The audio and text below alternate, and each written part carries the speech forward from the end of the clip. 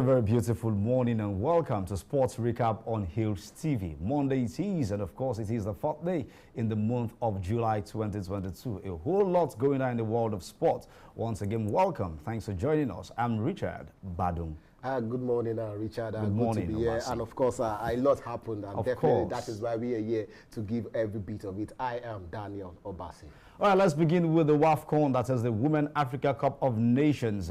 Falcons, of course, will be slugging it out with South Africa's Banyana as Francisca Ordega and some other players have been axed from the tournament. What might have led to that? But let's begin with the match that will go on later today. Nigeria's senior female national team, the Super Falcons, will begin today their quest to win a record-setting 10th Women's Africa Cup of Nations, that is WAFCON trophy, as they square up against now perennial victory in the 2022 Morocco WAFCON. Will hand the round the world drum ladies a $500,000 reward after the Confederation of Africa Football, that is CAF, announced the prize, or the increase in price, from $300,000 dollars in 2018 edition just last week.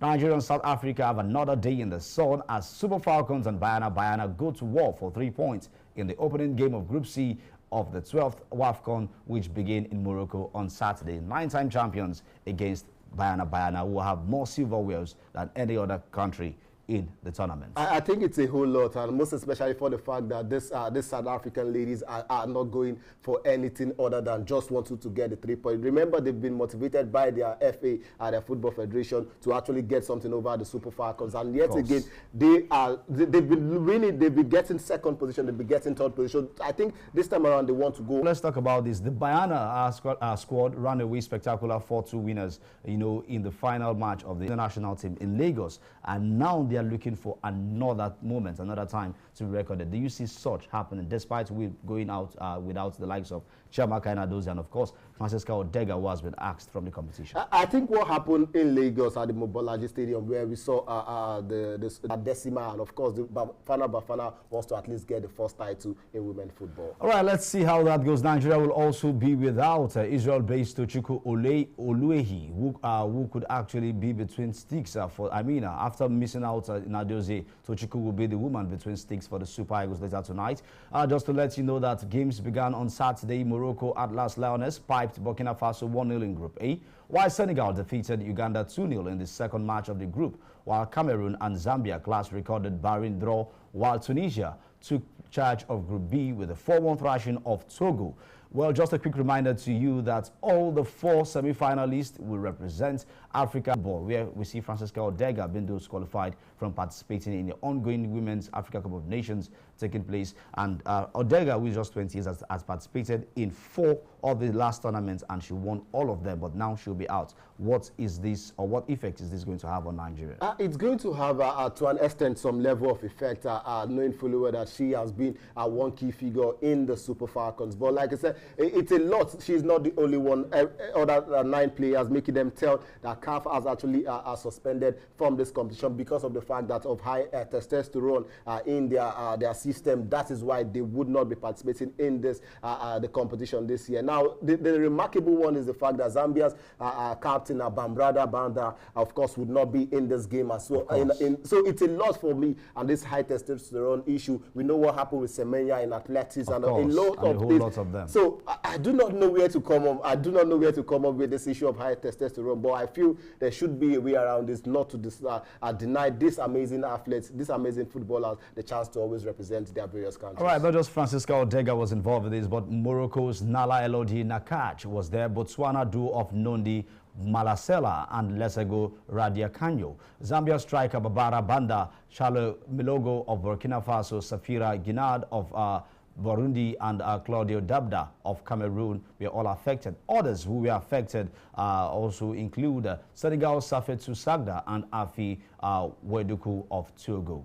Away from women football now, let's come to the NPFL, where we see matches in the match 36 came to a close yesterday as Lagos State-based club Mountain of Fire Miracle Football Club, that is MFM FC, have been officially relegated from the Nigeria Professional Football League NPFL 2022 season after losing out to Niger Tornadoes. That's actually by 2-1 yesterday. MFM, last season it was Ifeanyi Uba, and now MFM, the private clubs, losing out in the relegation side. I'm not really surprised that MFM has been on the bottom of the log for almost 15 games, 15 match day. I'm not really surprised that they are actually going out. It was just, the time was just coming very, very, very fast for them. And of course, just that yesterday, even when they lost to Niger Tornadoes, I knew it was done and dusted for me. But the major thing I'm looking forward to is the fact that 2 games remaining in the Nigerian Professional Football League. The likes of Kano Pillars, the likes of Katsina United, the likes of even Heartland Club of Owerri are not still safe. They are not safe. So the last 2 games in the NPFL would be a very crucial game for each of the side, the 4 remaining side who are yet to go for relegation. And do not forget, 3 other side would be joining MFM. All right, just to let you know about the results that went down during the weekend on Saturday and Sunday in the NPFL. We saw exciting results, even though Rivers United still top the table. But the result says Dakar that defeated Katsina United by 2-0. Abia Warriors were on top of the game at home against Gombe United by 3-2. Atlan of Owerri defeated Sunshine Stars 1-0, while Shooting Stars of Akure held the Flying Antelopes of Rangers International by 2-2. While in Jos, we saw Plateau United yesterday coming up with a 2-1 victory against North Central Bay's rivals, that is Lobby Stars. Rivers United, champions, have extended their win and, of course, gotten a record to that win yesterday against Kano Pillars with a 1-0 thrashing. MFM lost at home, which happens to be the only away win in the league yesterday, with Niger Tornadoes defeating the Olukoya Boys by 2-1. Remo Stars 1, Eyimba 0, Wiki Tourist 2, Akwa United 0, while Kwa United marveled everyone with a wonderful display against Nasara United with a 3-0 win. A lot happened, and then, like I said, only just one away win, and that away win led to relegation. All right, away from that, quickly from Nigeria now to African football, where CAF, that is the Confederation of African Football, its president, Patrice Motsepe, has come all out to announce the postponement of the 2023 Africa Cup of Nations in Ivory Coast to 2024. Motsepe confirmed the postponement in Rabat, Morocco's capital, on Sunday. The tournament was to be hosted in June-July 2023, which is the height of the rainy season in Ivory Coast, the host country. Well, it is the second consecutive time that the AFCON has been postponed after the last edition of the tournament in Cameroon, where Senegal emerged the winners after defeating Egypt on penalties in the final, was equally postponed.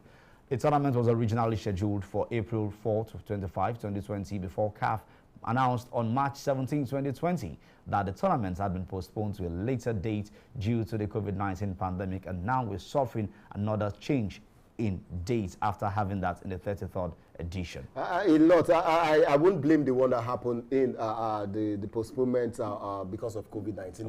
No one had control, even all over the world. No one had control. I think for them even putting it to next year, June, July. It's for me, it was not even right, because we know postponement is actually accidental, not really. The Nations Cup is supposed to hold every two years, and now you're shifting it. It was at some point changed. In 2012 we had a Nations Cup. In 2013 we had a Nations Cup. Zambia emerged winner. Nigeria emerged winner in 2013, and now we've seen another one which was supposed to have adjustments despite the COVID-19 era. Now we're having another issue, like we've been saying always. Don't you think these changes will affect the later dates? Yes, it does affect, and even just to even say this, the AFCAF is still in the know. We've not gotten how many matches have been played. All of these things. I think one thing happened was the fact that under Ahmed, under his administration, where it was moved from June to July in 2019, where we saw Algeria winning that competition. I feel for me, it has always been in January, February, but the twist started all the moment we started moving it from June to July. So I think that is the plot twist, and of course it has really affected. And then COVID came and did not do any justice to even the arrangement and all of that. But for me, like I said, the best thing is just to let it be in January, and then there is no need to move it to anywhere close to July or June. Another postponement we've witnessed, and of course it has been confirmed by the Confederation of African Football. We'll now move away from that story, now moving to the international scene, where we saw Nigeria's sensational UFC champion, Israel Adesanya, defeating Jared Cannonier with 23-1 MMA, 12-1 UFC. That is 15-6 MMA, 8-6 by unanimous decision, with a 49-46, 49-46 in the second round, and the 50-45, winning all rounds to successfully defend the promotion's middleweight title for the 5th time.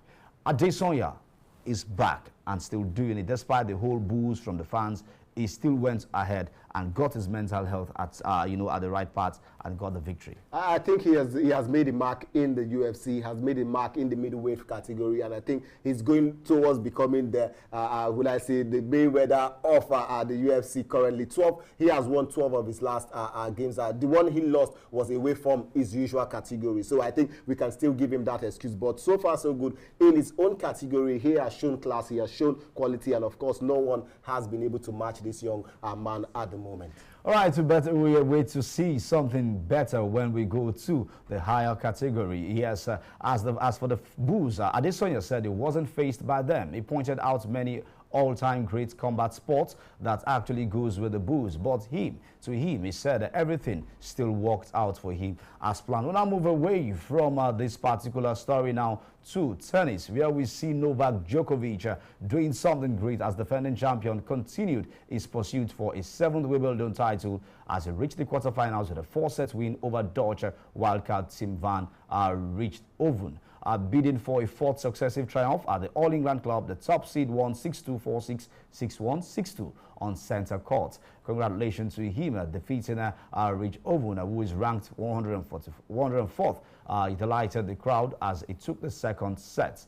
Away from that one quickly, let's go down to the transfer section or the transfer news as Arsenal are set to announce former Manchester City striker Gabriel Jesus on a long-term deal later today. Of course, a good one for him. Erling Braut Haaland is at Manchester City, and of course there is no space for him under Pep Guardiola. So that was the best call for me, and of course congratulations to Gabriel Jesus and also to Arsenal. While on the other side, Cristiano Ronaldo has actually asked Erik ten Hag to set a path for him to exit the club, before the season actually comes up. If they receive an appropriate offer for him, this summer, of course, the Portuguese will be out. Remember, he joined the team last season, in the beginning of last season, for a fee of £12 million, and he's actually there now because he was the most important player in the team, scoring 24 goals last season in all competition and also being a key man there for Champions League.